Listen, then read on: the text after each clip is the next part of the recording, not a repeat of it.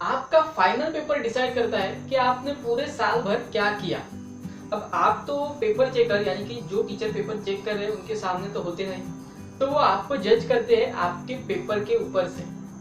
अब देखो यार, आपने साल भर खूब मेहनत की हो, खूब अच्छे से पढ़ा हो, खूब अच्छे से खुद को प्रिपेयर किया हो, लेकिन आपका अगर पेपर प्रेजेंट अच्छी तरह से नहीं हुआ, तो जो पेपर चेक करने वाला टीचर है वो क्या सोचेगा कि यार ये स्टूडेंट एवरेज स्टूडेंट है या कुछ सीरियस नहीं है। क्यों? क्योंकि आपका पेपर उस तरह से प्रेजेंट नहीं हो। तो जितना इम्पोर्टेंट आपका प्रिपरेशन है, उतना ही इम्पोर्टेंट कह लो आपका पेपर प्रेजेंटेशन भी है। So hey everyone, welcome, myself Dinesh. और आज की इस वीडियो में हम बात करने वाले हैं पेपर प्रेजेंटेशन के ऊपर। तो यार, पेपर के स्टार्टिंग से लेकर पेपर के बीच में से होकर पेपर के एंडिंग तक आपको क्या करना है कि जिससे आपका ओवरऑल पेपर प्रेजेंटेशन अच्छा हो, इन सारी चीजों को हम इन डिटेल में एक्सप्लेन करने वाले हैं इस वीडियो में। तो यार, इस वीडियो को स्टार्टिंग से लेकर एंडिंग तक देखना, तभी आपको अच्छे से ये क्लियर होने वाला है। ठीक है, तो सबसे पहले बात करेंगे कि जब पेपर आपके हाथ में नहीं आया, यानी कि बोर्ड एग्जाम्स के पहले आपको क्या करना है। सबसे इंपॉर्टेंट चीज, आपको ना हर डिफरेंट क्वेश्चंस के लिए आपके टाइमिंग को डिवाइड कर देना है। मतलब कोई साइंस का पेपर है तो आपको क्वेश्चन 2 और क्वेश्चन 3, क्वेश्चन 4, तो क्वेश्चन 2 में अगर आपको 5 क्वेश्चन सॉल्व करने हैं तो उसके लिए आपको कितना टाइम लगेगा ये आपको पहले ही कैलकुलेट करके रख देना है। क्वेश्चन 5 के लिए कितना टाइम लगेगा ये आपको पहले ही कैलकुलेट करके अलग से रख देना है। ये आपको करना है बोर्ड एग्जाम के पहले ही, जब आप स्कूल के एग्जाम हो रहे हो तभी से आपको ये करना है। अब इससे होगा क्या, जब आप बोर्ड एग्जाम में जाओगे तब आपको पता चलेगा कि यार ये सेकंड क्वेश्चन मैंने इसके लिए 25 या 30 मिनट दे रखे हैं। अगर इससे ज्यादा टाइम लग रहा है, मतलब मैं बहुत स्लो लिख रहा हूँ, मुझे अपनी स्पीड बढ़ानी है, या इससे कम टाइम लगता है तो मतलब मैं बहुत फास्ट लिख रहा हूँ, मैं अगर स्लो भी लिखूं तो भी चलेगा। तो इससे आपको एक ओवरऑल आइडिया आ जाता है कि मुझे कितने टाइम में मेरा पेपर फिनिश होने वाला है और किस स्पीड से मुझे उसे अटेंड करना है, लिखना है। अब पेपर को लिखने के लिए आपको ब्लू या ब्लैक बॉल पेन ही यूज करनी है। जो आपने साल भर यूज की है वही आपको एग्जाम के टाइम पे भी यूज करनी है। जेल पेन आपको यूज नहीं करनी, क्योंकि यार जेल पेन की राइटिंग पे अगर एक बूंद भी पानी की गिर जाती है तो पूरा जो पेपर है वो राइटिंग पूरी फैल जाती है, तो इससे आपकी पूरी राइटिंग मिट जाती है। इसलिए जेल पेन कभी यूज नहीं करना, सिर्फ बॉल पेन। अब आप एग्जाम सेंटर में आ गए हो, मतलब पेपर अब जो आंसर शीट है वो अब आपके हाथ में आ चुकी है। तो देखो यार, पहली बात तो अगर आप घबराए हुए हो, आपके दिमाग में मन में टेंशन है, तो सबसे पहली चीज आपको करनी है डीप ब्रीदिंग, यानी कि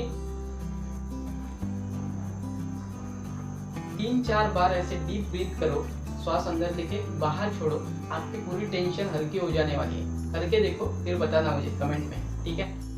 और ऑल इज वेल का मंत्र जपते रहो, मतलब ज्यादा टेंशन मत लो यार, हैप्पी रहो, ज्यादा सीरियस मत हो, ठीक है। अब जैसे ही आंसर शीट आपके हाथ में आ जाती है, अब ये आपको एग्जाम शुरू होने के 10 मिनट पहले ही दी जाती है, ठीक है। तो आपको क्या करना है, सबसे पहले तो उसे चेक कर लेना है कि कहीं से फटी हुई तो नहीं है, कोई लाइंस उसमें प्रिंटेड तो, या मतलब कोई लाइंस आड़ी टेढ़ी, ऐसा सब कुछ आपको चेक कर लेना है। सेकंड, आपको क्या करना है, उस जो आंसर शीट आपको मिली है उस पर आपको मार्जिन ड्रॉ करनी है। जो लेफ्ट साइड है जहाँ पे आपको क्वेश्चंस लिखने हैं वहां पे आप 2 लाइंस ड्रॉ करेंगे, और जो राइट साइड है वहां पे आप एक मार्जिन यानी कि एक लाइन ड्रॉ करेंगे। इससे ये साइड की जो लाइन राइट साइड की आपने ड्रॉ की है, ये इसीलिए ताकि जब आपके पेपर्स कलेक्ट होते हैं उनके गट्ठे बनाए जाते हैं, तो अगर साइड से फट भी जाए तो आपकी राइटिंग नहीं जाएगी, इसीलिए मार्जिन के अंदर ही आपको लिखना है। राइट साइड में आपको लेफ्ट साइड में आपको 2 मार्जिन बना लेनी है। सबसे ऊपर में जो बॉक्स होगा वहां पे आप मेन क्वेश्चन डालेंगे, और जो नीचे की राइटिंग्स है उसके सब क्वेश्चंस वहां डालेंगे, और उनके जो पॉइंट्स है वो आप सेकंड जो अंदर वाली मार्जिन है वहां पर लिखेंगे।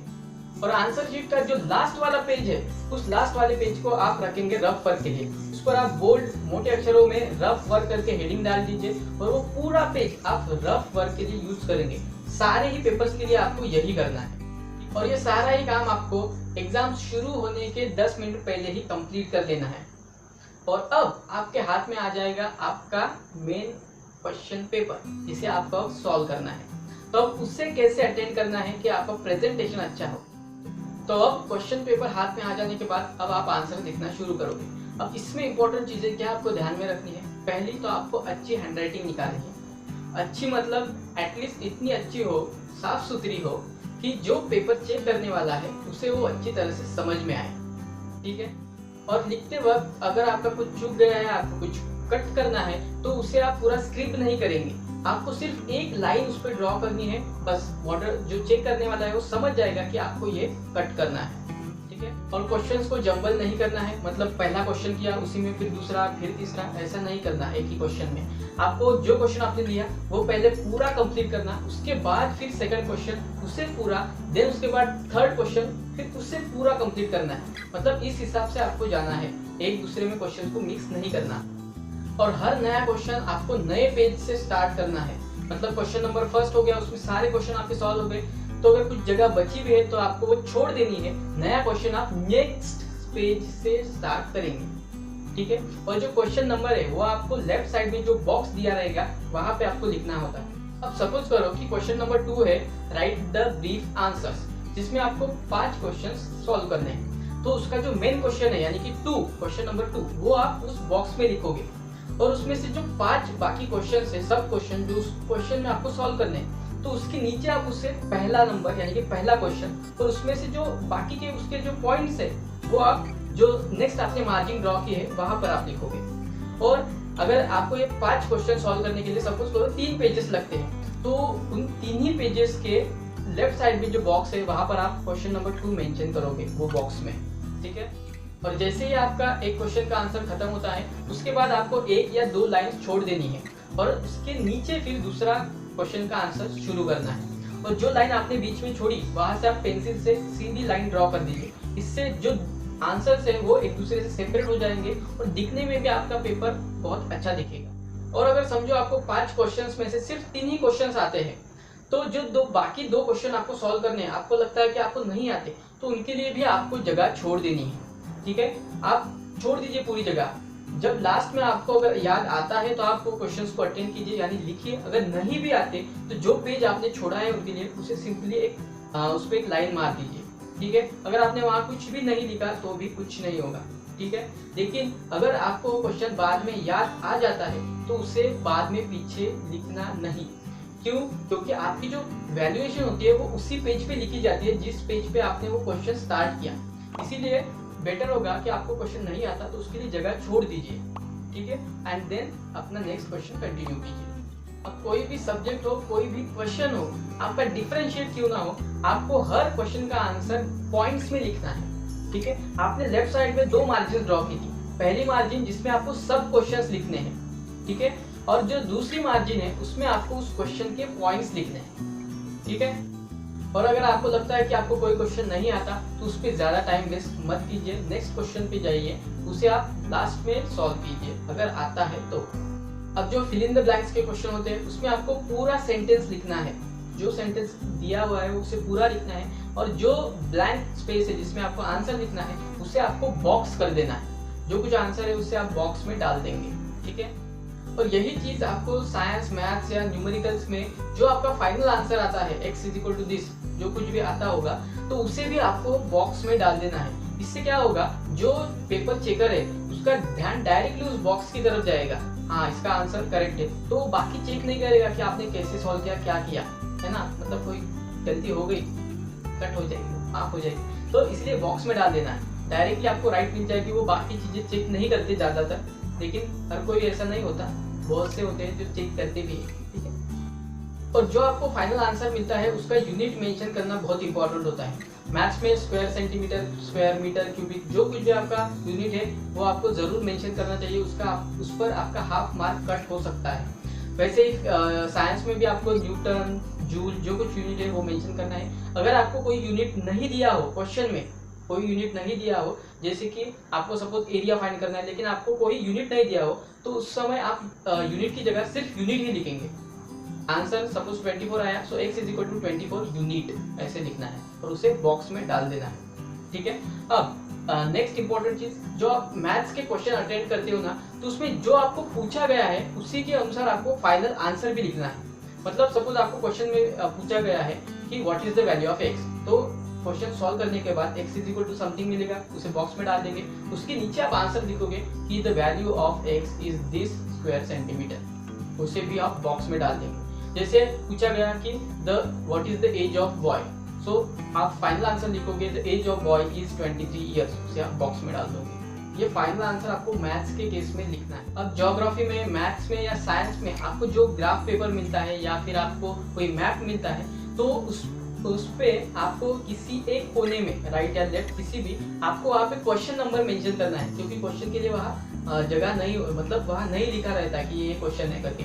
तो आपको किसी एक कॉर्नर में क्वेश्चन वहाँ पे लिखना है कि ये क्वेश्चन है। और आपको वहाँ पे स्केल भी नहीं दी होती मोस्ट ऑफ द ग्राफ्स में, तो वो आपको फिल करनी होती है। और वहाँ पे आपको एक्सिस भी नहीं दिए हुए होते, तो वो भी आपको लिखना होता है कि ये एक्स एक्सिस, वाई एक्सिस। तो इन चीज़ों को ध्यान से लिखना आपको। अब साइंस में और मैथ्स में आपको अगर कोई न्यूमेरिकल सॉल्व करना है, तो उसमें आपको तीन स्टेप्स मेंशन करनी होती है। पहली तो गिवन जो दिया है वो, to find and then solution, ठीक है। तो इन तीन ही चीज़ों में आपको आंसर लिखना है, इससे आपका प्रेजेंटेशन काफ़ी अच्छा होता है। और एक इम्पॉर्टेंट बात, जब साइंस में आप कोई भी डायग्राम ड्रॉ करते हो, ठीक है, किसी भी एनिमल की या कुछ भी डायग्राम्स आप साइंस में ड्रॉ करते हो, तो उस डायग्राम को लेबलिंग करने के बाद उसे आप बॉक्स में डाल दीजिए, ठीक है। पेंसिल से आप बॉक्स बनाइए साइड में, आप देखोगे कि यार बहुत अच्छा दिखता है ये देखने में, ठीक है। आप करके देखो, कमेंट बॉक्स में बताओ कैसा दिखता है, ठीक है। बहुत अच्छा दिखता है, इससे आपका प्रेजेंटेशन बहुत अच्छा इंप्रूव होता है। और मैथ्स में भी आपको जिस क्वेश्चन में डायग्राम निकालनी है, आपको लगता है कि डायग्राम निकालनी चाहिए, तो उसमें आप जरूर डायग्राम ड्रॉ कीजिए। इससे जो प्रेजेंटेशन है वो काफ़ी अच्छा इंप्रूव होता है। अब एग्जाम में जब आप मैथ्स के थ्योरम्स अटेंड करते हो, तो उससे आपको statement, figure, then given, to prove and then proof, इसी फॉर्मेट में आपको लिखना होता है। ये एक प्रॉपर प्रेजेंटेशन का एक वे है जिसे आपको अडॉप्ट कर लेना चाहिए।